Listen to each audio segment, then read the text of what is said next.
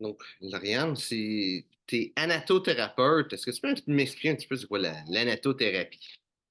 Oui, mais déjà, la plupart des gens ont de la difficulté à se rappeler le nom jusqu'à ce qu'ils réalisent que c'est anatomie et thérapie ensemble. Ah, Donc, anatothérapie, c'est une technique québécoise qui a vu le jour dans la fin des années 80 et ça combine les thérapies manuelles et vibratoires pour défaire les blocages musculaires très, très en profondeur. Donc, ce qui se rapproche le plus, c'est le massage qu'on appelle deep tissue ou sportif ou thérapeutique, mais sans la pression. Fait que moi, j'ai une machine avec un gant. La machine émet des vibrations, mais la machine ne touche jamais la personne. Les vibrations passent au travers de mes doigts et moi, je deviens la machine, en fait. Mes doigts vibrent et là, c'est comme ça que j'arrive, avec la palpation et la vibration, à sentir les blocages très, très profonds et à les défaire. ça me semble être comme un étape, tu sais, comme, je pense dire ça, tu sais, la technologie et l'humain qui vient ensemble pour... Oui, il y a beaucoup de mes clients qui m'appellent Robocop. C'est pas mal. C'est pas mal la technologie et l'humain, oui, c'est ça. C'est, sinon, avec la massothérapie, c'est quoi la grosse différence, mis à part la machine, mais sur les résultats, ça serait quoi? Ben déjà dans le processus, euh, déjà je fais jamais de séance sur tout le corps.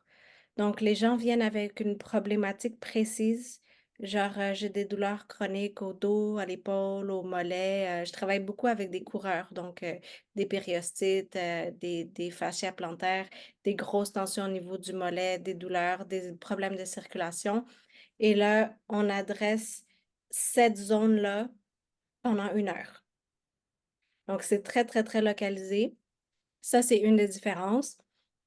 Une autre des différences, c'est ce que je viens de mentionner, donc l'effet des petits choux très en profondeur, sans la pression. Donc, c'est pas des fortes pressions pour avoir l'effet en profondeur.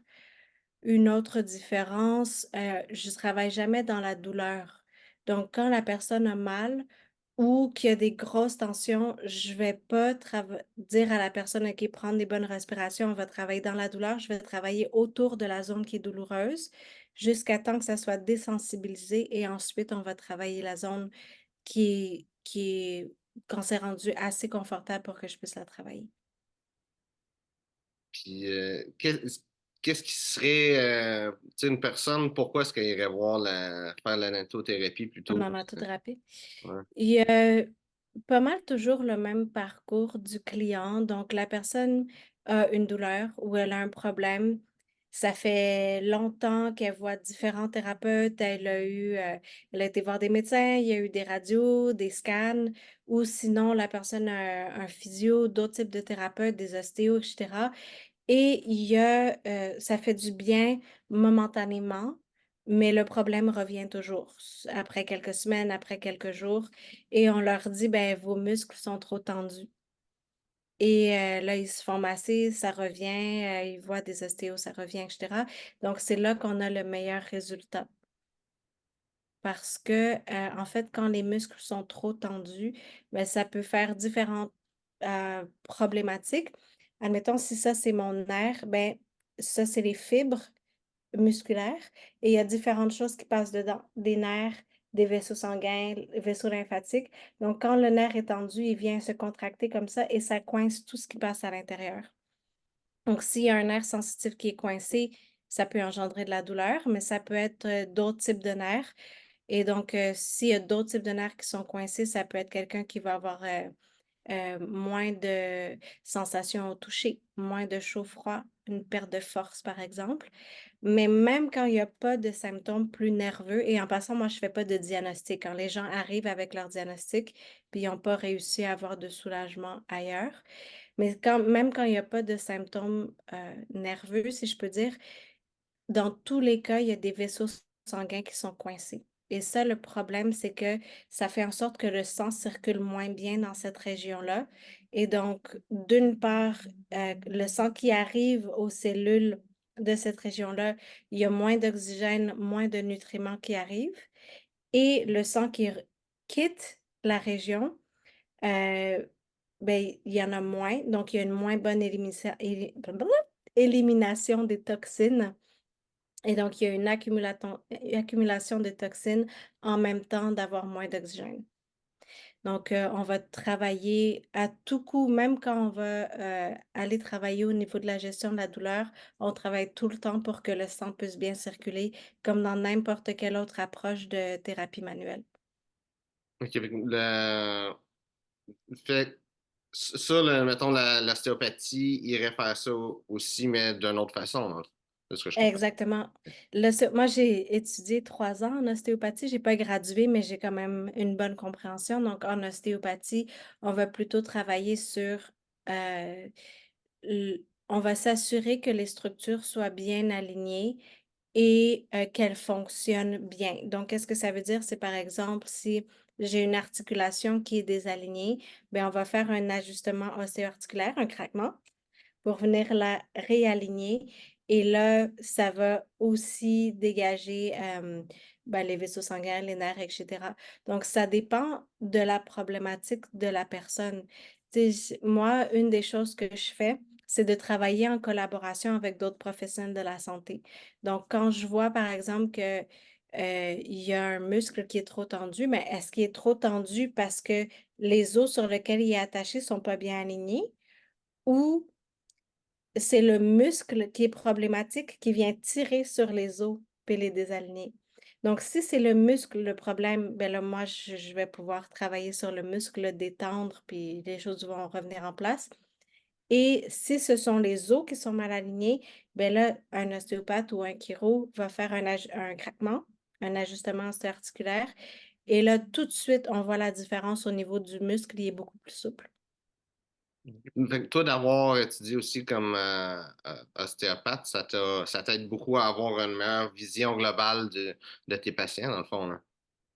Oui, surtout en termes de lien entre différentes parties du corps qui, à premier lieu, semblent pas reliées parce que dans le corps, on a des fascias, on a des muscles, on a beaucoup euh, de chaînes musculaires et faciales qui partent du haut vers le bas, qui font des spirales dans le corps. Et donc, parfois, je peux travailler, par exemple, la cheville, mais il y a une grosse tension au niveau de l'omoplate qui fait en sorte que ça tire le reste de la chaîne faciale ou musculaire. Et donc, on a moins des bons résultats au niveau de la cheville. Donc, on va travailler au niveau de l'épaule et là, prrr, ça fait de l'espace dans tout le reste de la chaîne. Et là, par magie, mes clients souvent ils se disent, ah, c'est magique. Je sais que les ostéopathes ont souvent aussi ce feedback-là, en bon français, de leurs clients. Ouais, Mais c'est pas magique, en fait. C'est juste une question de comprendre comment les chaînes dans le corps fonctionnent. ouais. Parce que c'est sûr que, tu sais, quelqu'un qui a mal à la cheville, la première chose que tu vas penser, c'est pas l'omoplate puis quelque chose, là. C'est le Oui, pilier ou peut-être de quoi de proche, c'est pas la cheville, la première chose que tu vas penser, mais c'est certainement pas de quoi de plus haut dans le corps, là. exactement. Oui. Puis, est-ce que tu t'es amené à aller dans ce domaine-là de la nattothérapie? Parce que c'est pas, tu sais, c'est moins connu que d'autres choses comme ostéopathe ou tu sais, massothérapeute. Pour moi, avant de te parler, je savais pas que ça existait du tout en réalité, là, comme prend beaucoup de monde, là. Oui. La plupart de mes clients, quand ils viennent me voir, ils n'avaient jamais entendu parler de la nattothérapie, puis c'est des références qui les ont fait découvrir. Moi, il y a 2 raisons qui m'ont amenée à étudier en nattothérapie. Déjà, j'ai toujours fait du sport et une problématique dans le sport, c'est la raideur musculaire. Donc, c'est pas juste une tension de tous les jours, là, c'est quand le muscle devient trop, trop, trop, trop tendu, donc ce qu'on appelle la raideur musculaire, et puis il répond plus bien aux étirements, il répond plus bien aux différents exercices de réhabilitation, de renforcement. Et ben, il y a même des athlètes qui doivent arrêter le sport et le problème principal, c'est la raideur musculaire. Puis après ça se traduit en problème de mobilité, en douleur, perte de force, etc. Donc j'avais toujours c'est une des raisons pour laquelle j'avais été attirée vers l'ostéopathie, parce que quand j'étudiais en danse, c'est un des outils qu'on utilisait beaucoup. Et puis en 2017-18, j'ai eu un accident de voiture et j'ai eu une commotion cérébrale après. Pendant presque 1 an, j'ai eu un suivi en physio, ergothérapie, acupuncture, massothérapie aussi. Puis après 10 mois, je dirais là, 9 mois à 10 mois, j'ai eu un plateau dans ma progression. Donc les muscles, ce qui est classique après une commotion cérébrale, là, les muscles de mon cou et entre les omoplates étaient tellement rigides, donc j'avais de la raideur musculaire, que j'étais pas capable de faire mes exercices de physiothérapie et en kinésiologie aussi. Même s'ils mettaient leurs mains entre mes omoplates, j'avais de la difficulté même à sentir les mains, à quel point tout était pris. Et à cette époque-là, j'avais déjà recommencé, j'étais en retour progressif au travail et il y a une dame qui m'a dit qu'elle avait eu des séances en anatothérapie. Elle avait eu des gros, gros problèmes de dos chroniques depuis ses 18 ans. Donc, elle avait de la médication le jour pour la douleur, la médication la nuit puis là, d'autres médications à cause des défaites du secondaire. Ça faisait 1 an qu'elle faisait de l'anatothérapie, puis elle était rendue, je pense qu'elle avait plus de médication le jour, puis vraiment peu la nuit. Fait que là, l'ostéopathe en moi a fait: «Hein? C'est quoi cette technique-là?» Parce que c'est quelqu'un qui avait tout essayé, ostéopathie, acupuncture, ben, évidemment la médication, donc aussi avec des professionnels de la santé plus traditionnels et puis il y a rien qui la soulageait. C'est la seule chose qui l'avait aidée. Donc j'ai été curieuse, j'ai été à l'école et en quelques semaines, là, mes muscles étaient assez souples pour que je puisse reprendre, que je sois capable de faire mes exercices de réhabilitation après. Oui, c'est comme ça Fait que j'ai découvert la que, euh, nattothérapie. Puis là, dès que moi je l'ai expérimenté, tu sais, j'ai déjà eu de la physio, j'ai déjà eu les autres approches, j'ai tout de suite pu voir la différence en termes d'assouplissement des muscles qui sont raides, là, et donc je me suis inscrite tout de suite, puis j'ai fait ma formation. ça me semble beaucoup qu'est-ce que tu me dis que tes clients ont comme cheminement aussi pour se rendre jusqu'à la Ouais, nattothérapie. ouais. Puis, tu parlais de raideur musculaire, là, toi, tu as une commotion cérébrale, c'est ça qui a causé ça, mais chez les sportifs, c'est quoi qui va causer ça, une raideur musculaire? Avant d'entrer chez les sportifs, je veux dire en général, parce Mhm. que c'est pas juste les sportifs qui ont, des problématiques de raideur musculaire. En anatothérapie, on considère qu'il y a 7 types de stress qu'on vit tous les jours. Je il y a en général, là, le stress de nature physique. Ça, c'est des accidents, des entraînements intensifs, ça peut être, des opérations, donc tout ce qui est de nature physique. Il y a les stress de nature psychologique aussi, donc ben, les traumas, les chocs émotionnels. Puis choc émotionnel, ça peut être une émotion agréable ou désagréable, là, c'est juste l'intensité, qui peut être, traumatique. Hem Ça peut être aussi, ben, ce qu'on appelle tout le monde le stress, là: «Ah, je me sens stressée, j'ai eu une grosse semaine». Donc ça fait partie du stress psychologique. Il y a aussi du stress de nature alimentaire. Donc ça peut être des intolérances alimentaires, des allergies, mais ce qu'on ajoute à la nourriture, donc pesticides, les agents chimiques, quand on les consomme, ben, c'est un stress pour notre corps à gérer. Ça peut être de nature chimique, immunologique, plus insidieux comme, par exemple les radicaux libres, la pollution de l'air, le bruit, la pollution visuelle. Ça peut être, de la médication qu'on prend, des vaccins, par exemple. Donc tout ça sont des micro-stress qu'on vit chaque jour et en réponse à ces stress-là, les fibres musculaires que je te montrais tout à l'heure, ben, en réponse à un stress, ils vont tounk se contracter un petit peu pour protéger le corps Mhm. et à la longue, ça fait qu'il y a de plus en plus de fibres qui se contractent et là, ça fait le nœud. Donc un nœud musculaire, congestion, tension, c'est pour décrire le même phénomène.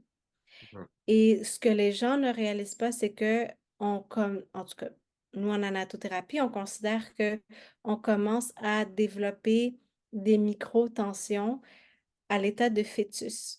Parce que la mère vit des choses et les stress sont transférés au fœtus. Et donc là, les petits mini fibres de bébé en développement commencent à se tendre et nos plus vieilles tensions sont le long de la colonne vertébrale parce qu'on commence à se développer au niveau de la colonne Ouais. vertébrale. D'ailleurs, quand on y pense, une colonne vertébrale, c'est tellement précieux, c'est recouvert de couches et de couches et de couches de muscles. Alors, je ne sais pas si tu as déjà dépecé un poulet, mais avant d'arriver à la cage thoracique ou aux os du poulet, il y en a épais, là. Il y a Ouais. comme beaucoup, beaucoup de chair avant. Nous, c'est la même chose. Donc, étant donné que c'est recouvert de muscles et qu'un muscle, c'est lisse, ça n'a pas de sens qu'on puisse voir la colonne vertébrale. Tu sais, il y a des gens, on voit les bosses, là, ils se tiennent juste debout, mais ça, c'est les muscles qui recouvrent la colonne, qui se sont durcis, durcis, durcis avec le temps, et c'est ça qu'on voit et c'est ça qu'on touche. Les gens qui ont, qui ont fait beaucoup de séances d'anatothérapie au niveau de la colonne vertébrale, ça disparaît ces bosses-là. Évidemment, on ne défait pas les vertèbres, le Ouais. la nattothérapie, ça peut pas dissoudre un os, mais au toucher, on voit les zones où on a travaillé, c'est lisse, puis là, les autres zones, il y a encore les bosses. Donc, ça, c'est les tensions musculaires chez tout le monde. Quand, par exemple, il y a quelqu'un qui va travailler en position assise, heu ben, tout le monde le sait, là, c'est un gros problème pour la santé, mais ça peut être suffisant pour que, à la longue, au fil des années, ça crée de la raideur musculaire dans le bas du dos, au niveau des psoas, donc dans les fessiers, au niveau des jambes, et cetera. Pourtant, c'est pas, tu sais, ça peut être quelqu'un qui est sédentaire, c'est pas quelqu'un qui a des entraînements intensifs. Chez les athlètes, pour répondre à ta question, et souvent, athlètes, là, les gens s'imaginent, OK, c'est des sportifs de haut niveau qui sont payés. Pas nécessairement. Ça peut être des athlètes, soit débutants ou de niveau intermédiaire ou élite. Euh, L'entraînement ou l'augmentation de volume avec un repos ou une récupération qui n'est pas adéquate. Là, dans la récupération, j'entends le repos, j'entends l'apport d'eau, la nutrition, le sommeil, la récupération active. C'est gros, là, la récupération. Mais si la récupération équivaut pas à l'effort qui a été fait, ben, ça va créer des tensions musculaires parce que c'est un stress pour le corps. Puis, si ça continue comme ça pendant des années, ben, la tension va devenir de plus en plus rigide et on va voir apparaître des raideurs musculaires. Les gens imaginent pas, tu sais, un muscle qui est raide, là, c'est tellement, tellement dur que parfois les gens pensent que ce sont leurs os. Ah Tu ouais. sais, je travaille dans le mollet, là, puis là, je disais, ah, ça ici, c'est un muscle. Je me demandais pourquoi tu gossais sur mon os. Puis là, éventuellement, c'est comme si ça fait c'est comme vraiment si ça se cassait, là, c'est les chaînes, les adhérences qui laissent aller, qui le muscle qui reprend plus sa souplesse. Là, ils se rendent compte: «Ah, finalement, j'avais pas d'os, là». C'est vraiment, vraiment dur, là. Ça doit être très difficile pour le sang de circuler là-dedans. Je ne sais pas si ça Oui. répond à ta Oh question oui, de oui, qu'est-ce qui amène, oui, c'est soit c'est une accumulation comme ça où il y a un trauma, oui. puis là, après le trauma, on va voir, de la raideur musculaire ou des grosses tensions musculaires. Ouais. Le monde, il réalise pas à quel point que c'est important tu sais, la partie de la récupération. Tu sais, je pense beaucoup avec tout ce qui est culturiste, bodybuilding, calisthénie, puis tout ça. T'imagines que c'est l'exercice qui fait en sorte que les muscles grossissent, mais l'exercice, c'est comme minime. C'est ça qui fait la stimulation, mais c'est la récupération qui est le plus important. Mais le monde réalise pas ça. Fait que je pense que Oui, c'est pas que les athlètes, hein. Ouais. oui, excuse-moi, je t'ai coupé. parce que Mmh. je suis devenue comme toute excitée, mais oui, c'est aussi important que l'entraînement. Un entraînement sans récupération, c'est une recette parfaite pour se blesser. Ouais. D'ailleurs, la nattothérapie, tu sais, on adresse des tensions là qui causent problème, mais c'est un beau moyen de prévention aussi. D'ailleurs, tu sais, les gens qui venaient me voir au début, je pense à des triathlètes, des gens qui s'entraînent pour des marathons ou, même des 5 kilomètres, des coureurs plus, heu, ludiques, on va dire là, peu Mmh. de récréatifs, c'est ça le mot que je cherchais. Mais ils viennent me voir pour, des périostites ou des douleurs au niveau du mollet. Mais une fois que ça c'est réglé, mais ils incorporent la nattothérapie dans l'entraînement pour, réduire la fréquence, la gravité des blessures, réduire le risque d'avoir le recours à la chirurgie parce que si tu te blesses, tu peux avoir recours à la chirurgie aussi, mais dans tu sais, c'est comme inclus dans leur processus de récupération.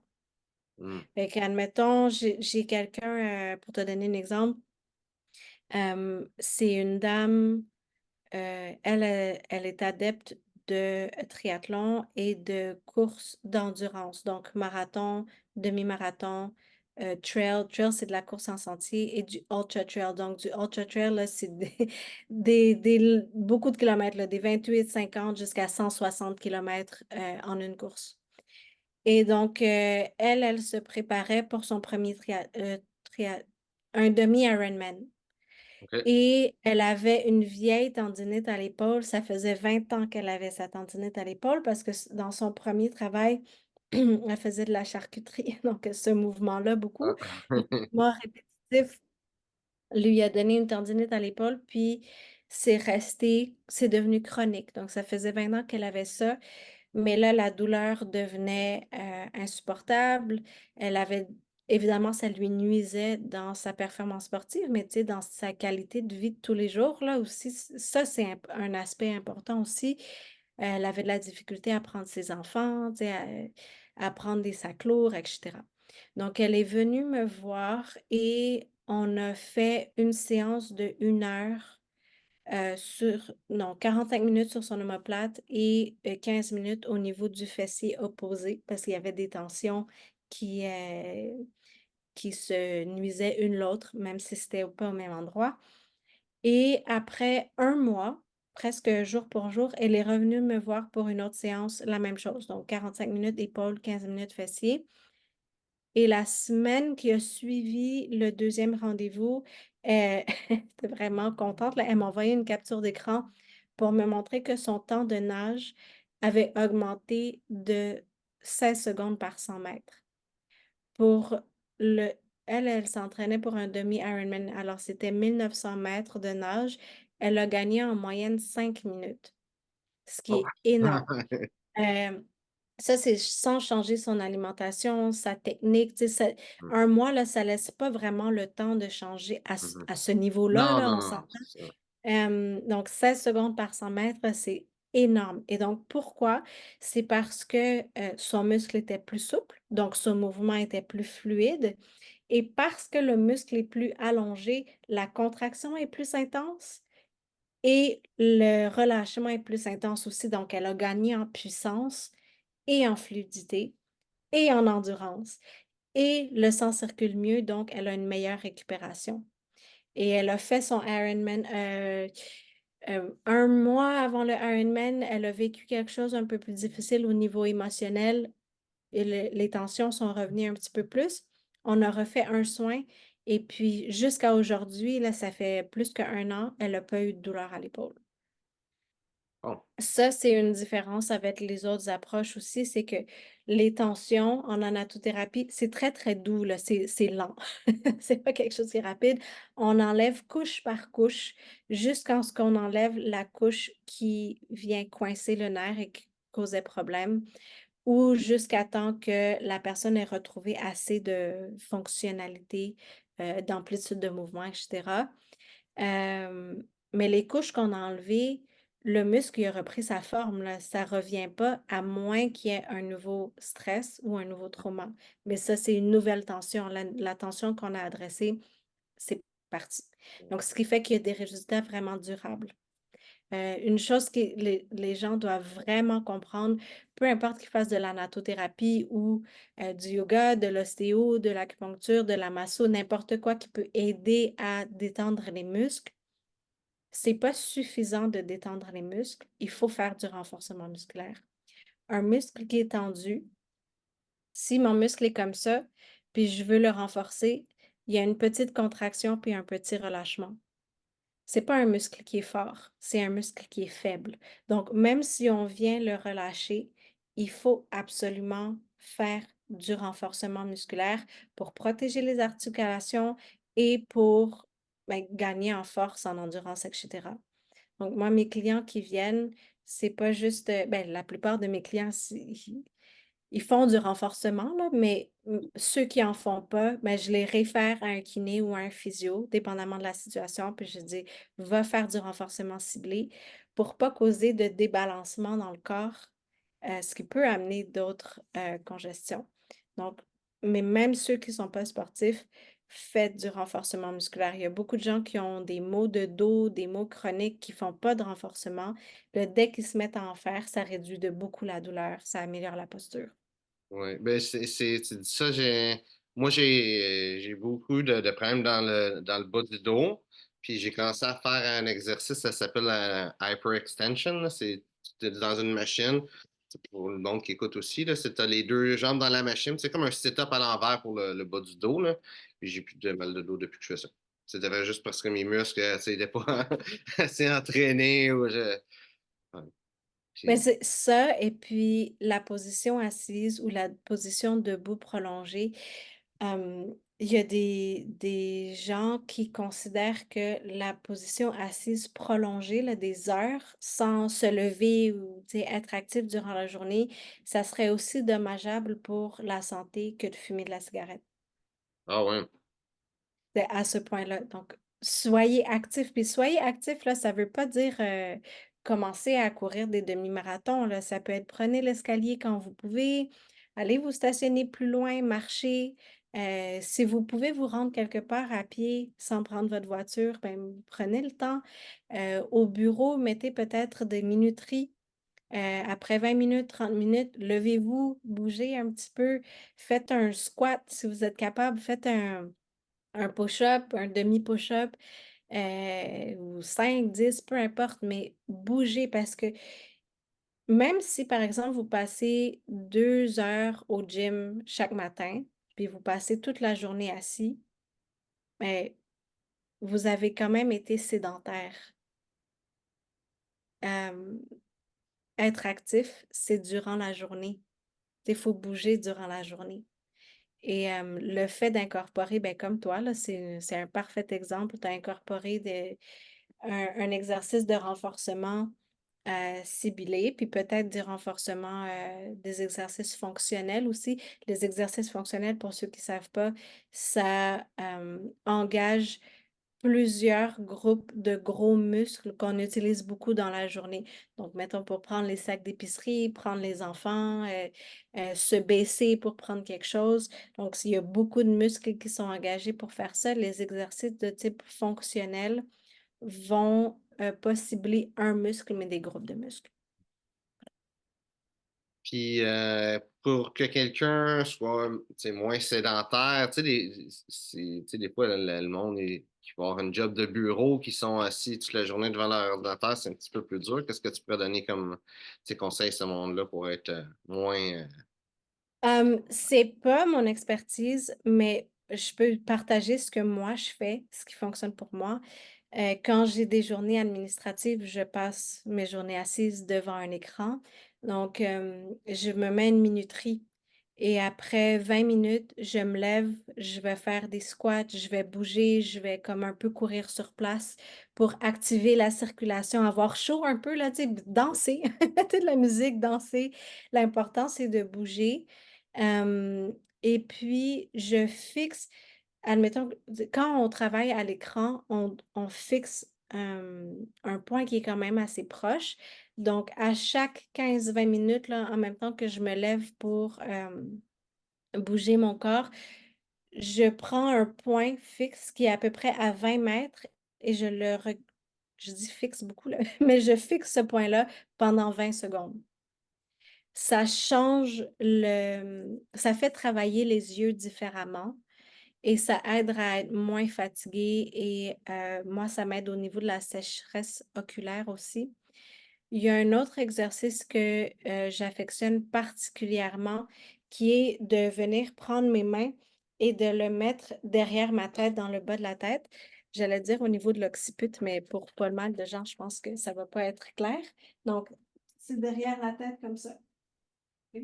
Et je mets quand même une pression, hem, et je reste comme ça et j'amène mes yeux d'un côté le plus loin possible jusqu'à ce que, automatiquement, le corps fasse un bâillement. Il y a 3 soit un bâillement, soit un soupir qui est 2 inspirations, une à la suite de l'autre, donc avant d'expirer ou, mon Dieu, j'ai oublié l'autre. Si ça me revient, je vous le dirai. Je te donnerai le lien. Mmh. Il y a une vidéo YouTube qui explique vraiment, vraiment bien la vidéo et une fois qu'on a ce réflexe-là, on va faire la même chose de l'autre côté. OK? Donc ce que ça fait, cet exercice-là, c'est que ça active, le 10e nerf qui sort de la tête, le nerf, hem, vagal et j'adore cet exercice-là parce que ça permet de relâcher tous les petits muscles de, la colonne cervicale. Ça calme le système nerveux, donc nos battements de cœur se calment. Ça aide à se sentir plus apaisé aussi. Hem et c'est vraiment rapide, ça prend pas beaucoup de temps avant que plus on le fait, plus le réflexe va se déclencher rapidement. OK. Donc je t'enverrai le lien pour, Ouais. l'activation du nerf vague. Ça, je le fais quand j'ai des longues journées devant l'ordinateur, là, je le fais, dès que je sens que mes épaules commencent à monter un petit peu là, que ça devient, un peu plus tendu ou que je sens que mes yeux deviennent fatigués, là, je le fais, puis directement, on peut même faire, il en parle dans la vidéo là, mais quand on fait ce mouvement-là de regarder, d'un côté et de l'autre, on fait l'exercice et on refait le même mouvement après, on a gagné en mobilité tout de suite après Mmh. l'exercice. Donc les gens qui ont des maux de cou là, des migraines, des maux de tête, moi avant la nattothérapie puis la commotion cérébrale, j'avais tendance à être migraineuse, donc à avoir des maux de tête vraiment intenses, à faire des migraines. Depuis que je connais cet exercice-là, c'est vraiment très, très, très rare que j'ai des migraines. Mmh. Après, Mais as-tu d'autres l'important, le ouais, bouger. ouais. Bouger. Tu sais, tu me disais quoi faire là, quand on est assis pour les gens qui sont plus sédentaires.